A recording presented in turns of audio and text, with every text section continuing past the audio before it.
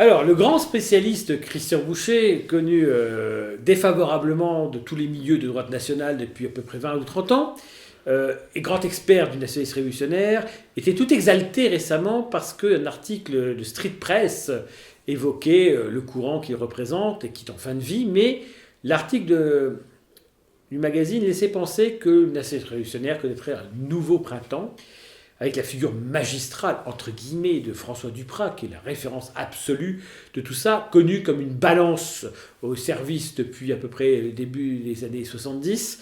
Et donc, voilà, bon historien, obsédé par le fascisme, mais ces livres sont intéressants. La différence entre lui et moi, c'est que lui est antisioniste fanatique et moi je ne le suis pas du tout. Et puis, évidemment, c'est qu'il s'est intéressé au fascisme. Il a écrit un livre, Les fascismes inconnus, où j'ai puisé un peu quand j'ai écrit mon livre sur le sujet. Voilà, mais lui, il n'a pas compris le fascisme, il n'a fait que compiler l'information dont il disposait, et moi j'ai essayé de comprendre un petit peu derrière ce qu'il y avait. Alors, j'ai été obligé de faire une typologie un peu analytique de tout cela, parce que donc, l'article parle des identitaires et des nationalistes révolutionnaires, qui sont opposés l'un à l'autre.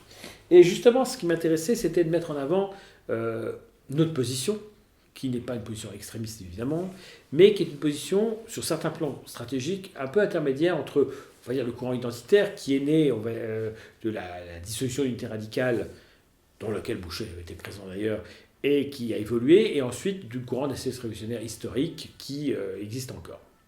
Alors, je suis obligé de m'aider d'un papier, c'est assez rare. D'habitude, j'aime bien, comme Jean-Marie Le Pen, faire des discours sans notes, mais c'est quand même assez conceptuel, donc je suis obligé d'intervenir. Alors, d'abord, les nationalistes révolutionnaires ont une tendance féroce à être pro-islam. C'est-à-dire que concrètement, ils valorisent des profils de gens convertis, comme Claudio Muti, Tahir Delanive et compagnie, Michael Ferrari, alias Michael Guérin, se vantait d'être converti à l'islam, et il y en a d'autres. Et on sait que Christian Boucher, par exemple, était un adepte dans sa jeunesse de taguer le nom de Khomeini en rune, et choses de même acabit. Donc voilà, ils ont une fascination pour l'islam absolument hallucinante, parfois pour le christianisme, mais en tout cas, ils s'opposent aux identitaires qui sont quand même sur une ligne très anti-islam. Voilà, donc il est pro-islam de NR et anti-islam identitaire. Alors nous, on est où là-dedans ? Eh bien, on est quand même contre l'implantation de l'islam exogène en Europe occidentale parce que nous considérons qu'il est lié forcément à la question migratoire. Mais en revanche, l'islam des populations européennes dans les Balkans ou dans le Caucase reste d'abord un islam européanisé, très déclinant, cas de la Tchétchénie à part, et ça on pourra entre guillemets remercier Poutine pour ça. Voilà, nous on traite effectivement l'identité d'abord. Certains NR attaquent les identitaires en disant oui, regardez, ils mettent en avant que la religion et pas l'ethnicité. En tout cas, cette critique n'est pas valable pour nous. Alors, il y a l'antisionisme des nationalistes révolutionnaires, Duprat en tête, avec parfois une tendance au négationnisme, Duprat en tête, et tout cela. Donc l'antisionisme est une débilité mentale, je vais expliquer pourquoi à tous les points de vue. Concrètement, si on est antisioniste, et généralement on est antisémite derrière, eh bien, on est dans une logique de Shoah. Disons clairement les choses, je l'avais expliqué à l'Esprit Vif Média, et c'est tout à fait vrai. Un antisémite sioniste, à la rigueur, il veut que les juifs aillent en Israël. C'est désagréable, forcer des gens à partir d'Europe, c'est pas quelque chose d'acceptable et de défendable, mais au moins ils ont la vie sauve et ils ont une terre sur laquelle ils peuvent s'épanouir. L'antisémite antisioniste leur interdit même cela. C'est-à-dire qu'il ne veut pas d'eux chez lui, mais il ne veut pas d'eux chez eux. Quand vous ne voulez pas de quelqu'un chez vous et que vous ne voulez pas de quelqu'un ailleurs, qu'est-ce qui se passe ? Vous le faites disparaître parce qu'il vous dérange. Et c'est ce qui s'est passé avec le nazisme. À partir du moment où Hitler refuse la possibilité d'un État sioniste, d'un État d'Israël et autres, et bien forcément, ça amène à l'extermination, puisqu'il n'en veut pas non plus chez lui. Donc l'antisémitisme antisioniste, jamais assumé, parce qu'ils se disent antisionistes pour cacher le fait d'être antisémite, évidemment, c'est une caractéristique des NR. Les identitaires sont partagés. Souvent, ils sont ni kéfiés, ni kippa, ou plus ou moins neutres. Alors moi, je suis sioniste et je suis ultra-sioniste. Pourquoi je suis ultra-sioniste ? Pour simplement parce que je suis identitaire cohérent. Si je veux que l'Europe retrouve son identité telle qu'elle doit être, si je valorise la langue indo-européenne, le paganisme, etc., c'est que je veux une Europe qui s'assume. Si j'accepte ça pour nous, je l'accepte pour les autres. Je veux qu'une Chine répudie le communisme qui vient de l'Europe finalement. Je veux que l'Iran retourne vers Zarathustra. Et donc pourquoi je ne voudrais pas que le peuple juif redevienne lui-même sur la terre de ses ancêtres ? Non seulement je suis pro-sioniste, mais je suis ultra-sioniste dans le sens où je veux la reconstruction du temple de Jérusalem de Salomon, comme le voulait d'ailleurs l'extrême droite juive actuelle, et comme le voulait l'empereur Julien et d'autres grandes figures. Pourquoi? Parce qu'il faut aller au bout du phénomène. Par ailleurs, je suis pour la création du temple des prêtres Kohanim, qui sont les prêtres, historiques du judaïsme ancien, sacerdotal. Je suis donc pro-sacerdotal, si on peut dire, anti-talmudiste, dans le sens où je veux qu'on revienne à la source et pas à les évolutions en diaspora, en faire clair, puisque l'État d'Israël vient de renaître. Il faut que la diaspora, en tant qu'idéologie, disparaisse et qu'on retrouve un sionisme cohérent, c'est-à-dire un nationalisme juif intègre et logique. Alors, pourquoi c'est important ce sujet-là? Parce que je vais me faire des ennemis, évidemment, mais depuis l'esprit juif média, on sait quelles sont mes positions, qui ne sont pas des positions stratégiques. Je ne fais pas, entre guillemets, du philosémitisme de parade pour pouvoir passer pour un gentil, etc. Je suis gentil en tant que païen, évidemment, mais vous voyez, comprenez bien les choses. Voilà. Moi, je pense qu'idéologiquement, c'est fondamental. Et ça peut déranger, mais voilà. Il faut aller au bout des équations, il faut aller au bout de la logique. Alors, je suis quand même assez partisan, par exemple, de ce qu'on appelle le judéo-paganisme, ou paganisme cananéen, qui est le choix de certains juifs de retourner carrément aux dieux polythéistes d'avant le culte unique de Yahvé, donc Baal, Ashtoreth et autres. Ça existe, il y a quelques centaines de juifs aujourd'hui israéliens qui sont païens, c'est-à-dire qui veulent revenir aux dieux du judaïsme originel polythéiste. Bon, tout ça pour vous dire quoi? C'est que cette même tribune juive m'a censuré ce passage sur la reconstruction du temple et Kohanim en disant c'est des positions d'extrême droite juive, on ne peut pas mettre ça dans la tribune juive. C'est un scoop, je vous le dis, c'est que je suis tellement ultrationniste que même je suis censuré par des médias qui sont communautaires. Bon. Et en fait, je le fais par l'intérêt de l'Europe. Je pense que l'Europe a besoin de se séparer finalement de cette religion qui s'est implantée, et donc plus les juifs seront juifs et plus les Européens seront païens, mieux ce sera. Après, je me mouille et je le dis clairement, la position Renaissance païenne est marginale, totalement marginale, en France en particulier. Ça renaît dans les pays baltes, en pays scandinaves, etc., en Grèce, en Arménie et compagnie.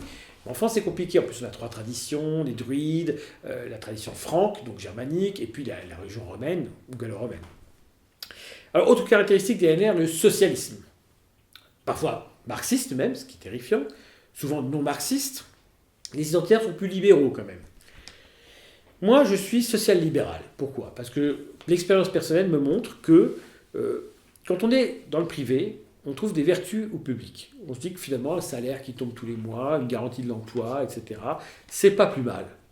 Et quand on est dans le monde du public, on se dit, mais vraiment, l'assistanat, c'est pas possible, on recrute des gens qui sont des incapables et on les paye, on peut pas les virer. Donc, en fait, il y a les vertus des deux modèles. Et s'imaginer qu'on va faire un système 100% socialiste ou 100% libéral, c'est de la connerie.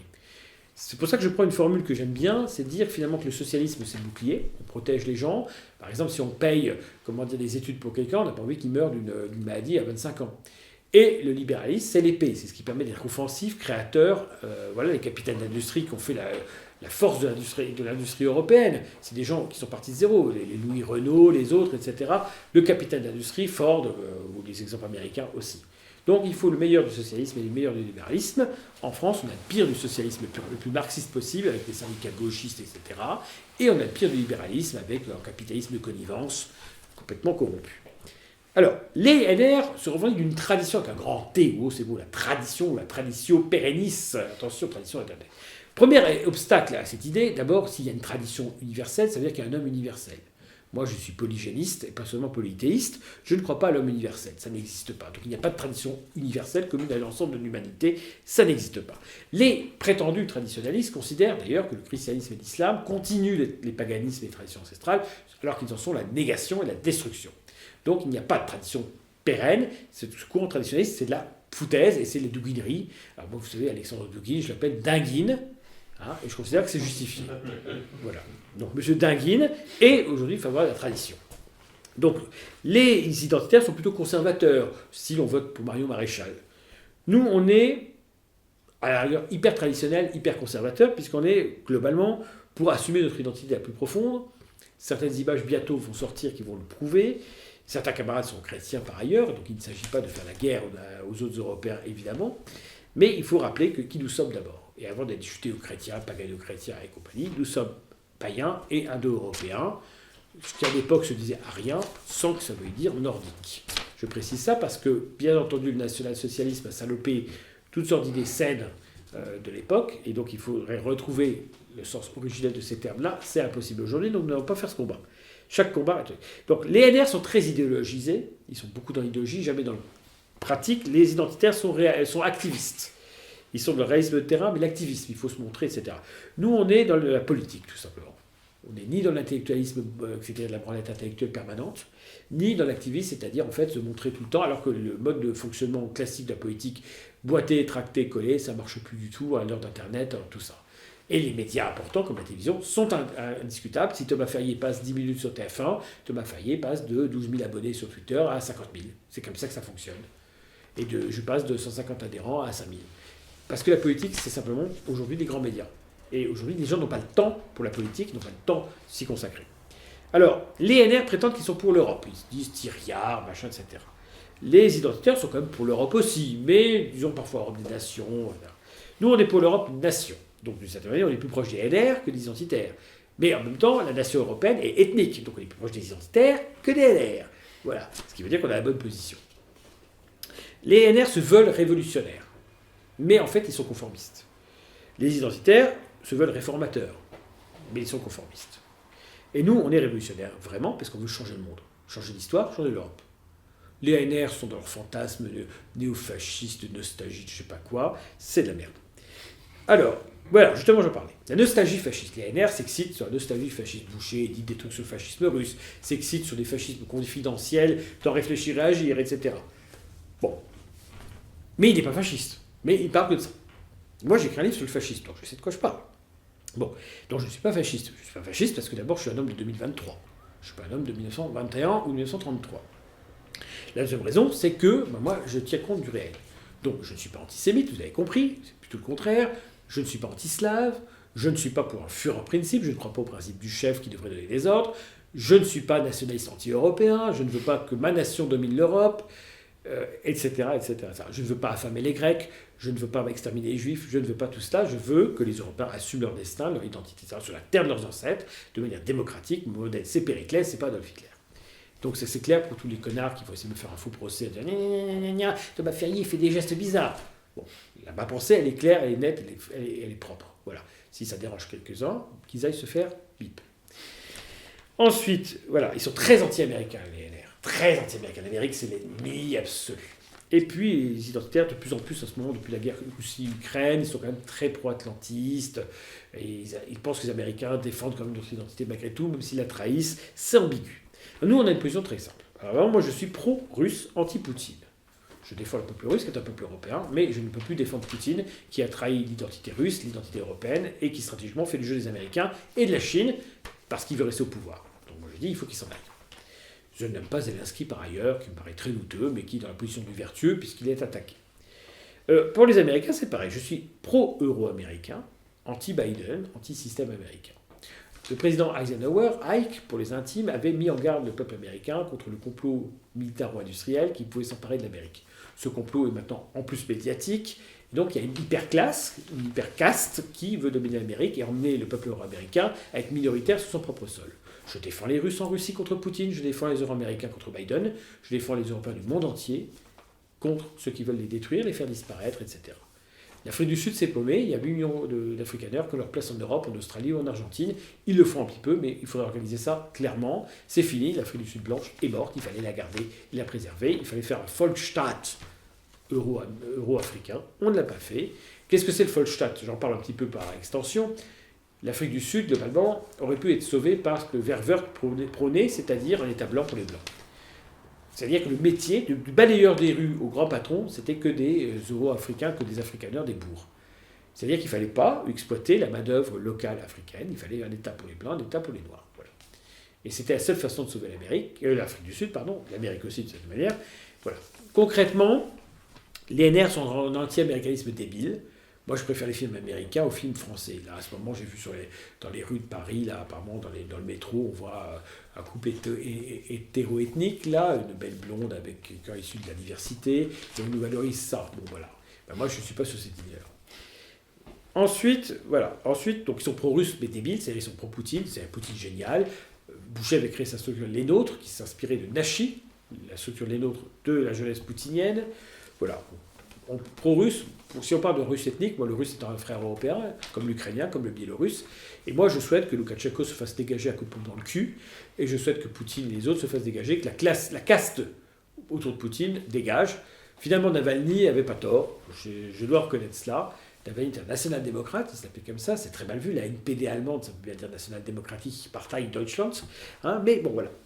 Alors, l'intellectualisme des NR, c'est-à-dire et puis l'activisme des identitaires, c'est-à-dire de la branlette quand même. Hein. C'est la branlette d'une autre manière, c'est la branlette dans la rue et la branlette chez soi. Voilà. C'est de l'onanisme dans les deux cas, mais c'est un onanisme personnalisé dans un cas et un onanisme collectif dans un autre. Nous, on fait de la politique. C'est tout. Et voilà ce que je voulais dire sur les NR et les identitaires. Donc nous, on a la bonne position, médiane. On a le meilleur des identitaires et le meilleur des NR réunis. Voilà. Quant aux NR historiques comme Boucher et autres, qui m'insultent régulièrement sur Twitter, qu'il aille se faire bip.